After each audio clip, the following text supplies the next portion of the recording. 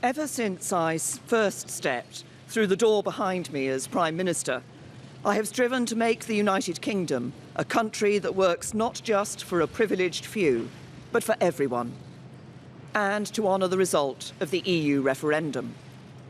Back in 2016, we gave the British people a choice. Against all predictions, the British people voted to leave the European Union. I feel as certain today as I did 3 years ago that in a democracy, if you give people a choice, you have a duty to implement what they decide. I have done my best to do that.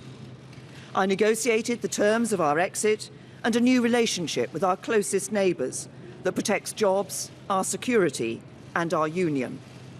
I have done everything I can to convince MPs to back that deal. Sadly, I have not been able to do so. I tried 3 times. I believe it was right to persevere, even when the odds against success seemed high. It is in the best interests of the country for a new Prime Minister to lead that effort.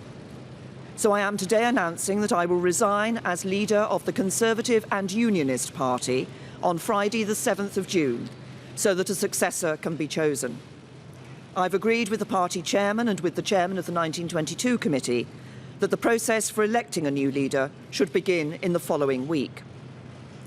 I have kept Her Majesty the Queen fully informed of my intentions, and I will continue to serve as her Prime Minister until the process has concluded.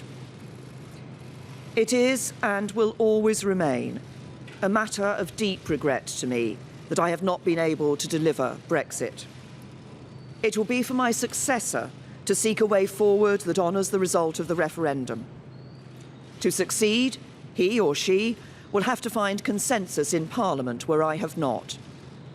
Such a consensus can only be reached if those on all sides of the debate are willing to compromise. For many years, the great humanitarian Sir Nicholas Winton, who saved the lives of hundreds of children by arranging their evacuation from Nazi-occupied Czechoslovakia through the Kinder transport, was my constituent in Maidenhead. At another time of political controversy, a few years before his death, he took me to one side at a local event and gave me a piece of advice. He said, "Never forget that compromise is not a dirty word.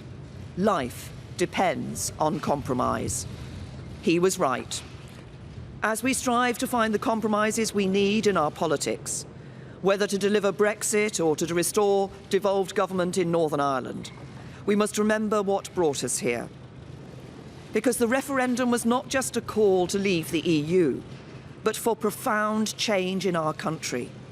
A call to make the United Kingdom a country that truly works for everyone. I'm proud of the progress we have made over the last 3 years. We have completed the work that David Cameron and George Osborne started.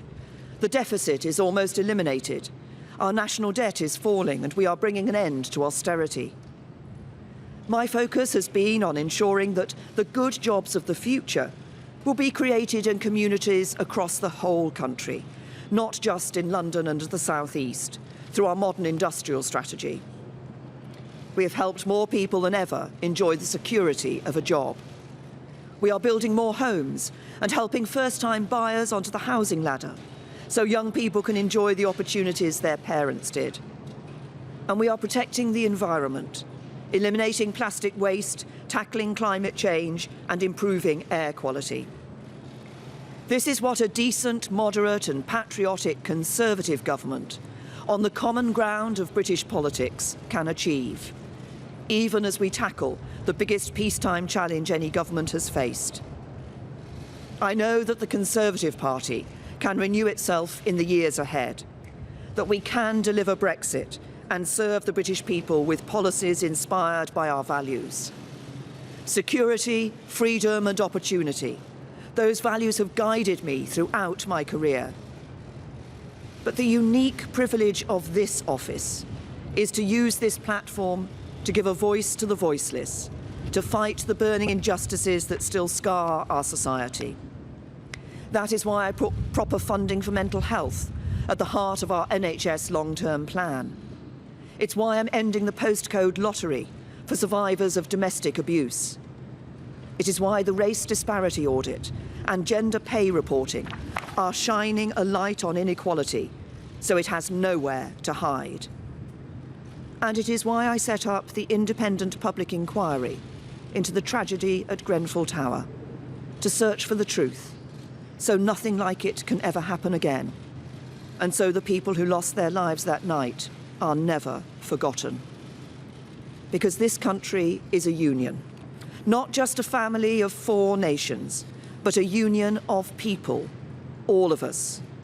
Whatever our background, the colour of our skin, or who we love, we stand together, and together we have a great future.